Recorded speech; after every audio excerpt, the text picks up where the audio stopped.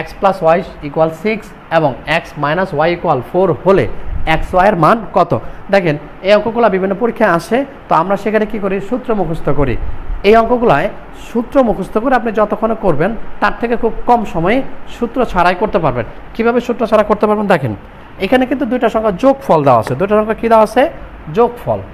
X plus Y equal 6 আর ওখানে বলছে x minus Y equal 4। এখন দেখেন আমি যদি এই এক্সের মান 5 ধরি, ওয়াইয়ের মান 1 ধরি, তাহলে দেখেন তো 5 আর 1 যোগ করলে কী হয়, 6 হয়। এখানে এখন এই মানটা এখানে বসায় চেক করবেন। এক্সের মান যদি 5 হয়, ওয়াইয়ের মান যদি 1 হয়, দেখেন তো 5-এর থেকে 1 বিয়োগ করলে কত হয়, 4।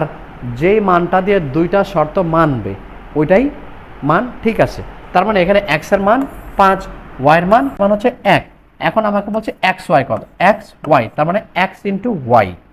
তাহলে দেখেন তো এক্সের মান হচ্ছে কত, 5, ওয়াইয়ের মান হচ্ছে 1, তাহলে 5 একে 5। এখন অনেকেই চিন্তা করবেন যে এটা বের করতে আপনার সময় লাগবে।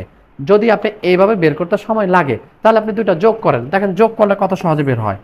এক্স প্লাস ওয়াই সমান 6 আর এক্স মাইনাস ওয়াই সমান দেওয়া আছে 4, দুইটা যোগ করেন, দেখেন এটা কাটা যায় প্লাসে মাইনাসে, তাহলে কি হয়, 2x ইকুয়াল 4 আর 6 যোগ করলে 10, তাহলে এক্স কি হবে, 5। তার মানে দেখেন এক্সের মান যদি 5 হয়, এখানে এক্স প্লাস ওয়াই 6, 5 বসান, 5 ওই পাশে বিয়োগ হবে, 6 থেকে 5 গেলে 1, তার মানে ওয়াই মান কত, 1। যদি আপনি ওইভাবে বের না করতে পারেন, এভাবে যোগ করে একটা মান বের করবেন।